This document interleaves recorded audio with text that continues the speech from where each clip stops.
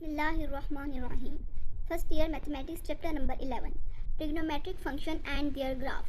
ये चैप्टर बच्चे छोड़ देते हैं क्योंकि इसमें उसको मुश्किल गिना जाता है और बहुत सारे कॉलेजेस, स्कूल्स, अकेडमीज़, यूनिवर्सिटी इनको करवाते ही नहीं है। क्यों नहीं करवाते? क्योंकि इसमें इतना इंपॉर्टेंट भी नहीं होता। एक्चुअली इसमें ना तो इतना शॉर्ट आता है खास, और ना ही लॉन्ग।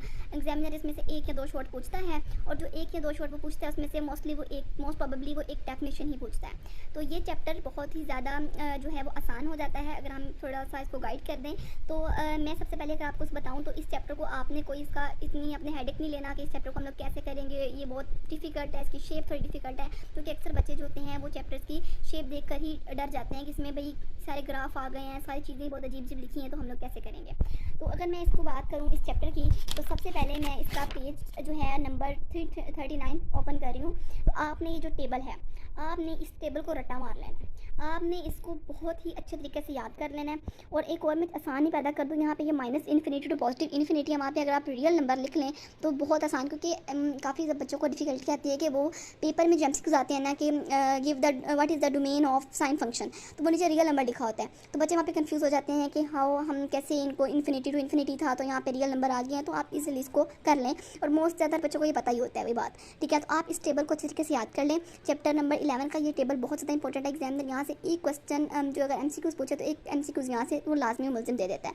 और अगर हम पास पेपर्स देखें तो उनमें हमें अक्सर ये बात मिलती है कि ज़्यादातर जो क्वेश्चन होते हैं ना वो इस बारे में होते हैं कि पूछे गए हैं कि हमें साइन की और कोस फंक्शन की डोमेन एंड रेंज लिख दें। शॉर्ट क्वेश्चन वो बात इस तरह बना कर दे देता है। डेफिनेशन इसमें जो मोस्ट इंपॉर्टेंट डेफिनेशन मानी जाती है वो हमारे पास है यहाँ पर पीरियड की, और ये मैंने दो लाइन्स को अंडरलाइन किया है। इस लाइन्स को, इन दोनों लाइन्स को आप याद कर लें, क्योंकि यही जो है वो हमारे पास पीरियड जो है डेफिनेशन है पीरियड की, पीरियोडिसिटी की डेफिनेशन है। इन दो डेफिनेशंस को आप याद कर लें। इन दोनों डेफिनेशंस के अलावा एग्जामिनर इस चैप्टर में से कोई और डेफिनेशन नहीं पूछता, अगर पूछे भी तो। और यहाँ पर हमारे पास सबसे पहले बता दिया गया है, ये 11.1 जो है प्रूफ है एक, ठीक है, 2 पाई इसका। तो ये प्रूफ आप जस्ट देख लें, समझने के लिए है। ये नहीं आया हुआ कभी भी, एक बार दो बार पूछा गया है, लेकिन इतना इंपॉर्टेंट नहीं है। तो ये साइन इज़ अ पीरियड, और आपने सबसे पहले साइन के, टेंजेंट के, कोटेंजेंट के, ये जो 6 हमारे पास ट्रिग्नोमेट्रिक फंक्शंस हैं हमारे, आपने इनका पीरियड भी याद कर लेना है कि इनके पीरियड्स कौन कौन से हैं, ठीक है। जैसा कि हमने ये देखा हुआ है कि हमारे पास जो कोस का होता है, कोस का, कोसिकेंट का, सीकेंट का, इन जो साइन होता है, इन चारों का 2 पाई हमारे पास पीरियड होता है। और जो टेंजेंट और कोटेंजेंट होता है इनका हमारे पास पीरियड पाई होता है। अगर हम लोग देखें तो यहाँ पर मैं आपको दिखा देती हूँ, यहाँ पर लिखा भी हुआ है नोट के नीचे, ये 4 और 2 उन्होंने ऊपर प्रूफ भी किए हुए हैं, ठीक है। तो आप इजीली इनको बता सकते हैं, it is not a big deal for you. And chapter number, इस चैप्टर के 11.1 एक्सरसाइज वेरी वेरी इंपॉर्टेंट। इस एक्सरसाइज को एग्जामिनर एमसीक्यूज में बार बार पूछ चुका है, और इस एक्सरसाइज को एग्जामिनर शॉर्ट क्वेश्चन में बहुत दफ़ा दे चुका है।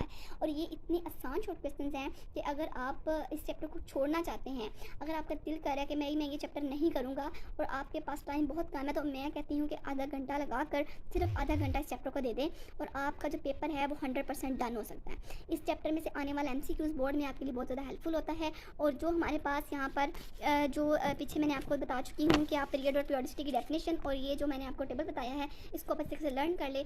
ये 2 डेफिनेशन, तीसरी ये चीज़, और चौथी चीज़ मैं आपको जो बता चुकी हूँ पीरियड, और 5वीं चीज़ 11.1 एक्सरसाइज। इतना करके आपका ये चैप्टर डन है। समझिए कि इस चैप्टर में से 100% आपको पेपर आता है। और जब पेपर हमने पढ़ा होता है और आपको एक ही क्वेश्चन की ज़रूरत पड़ी होती है अपने फुल करने के लिए, तो ये चैप्टर वहाँ पर हेल्पफुल होता है।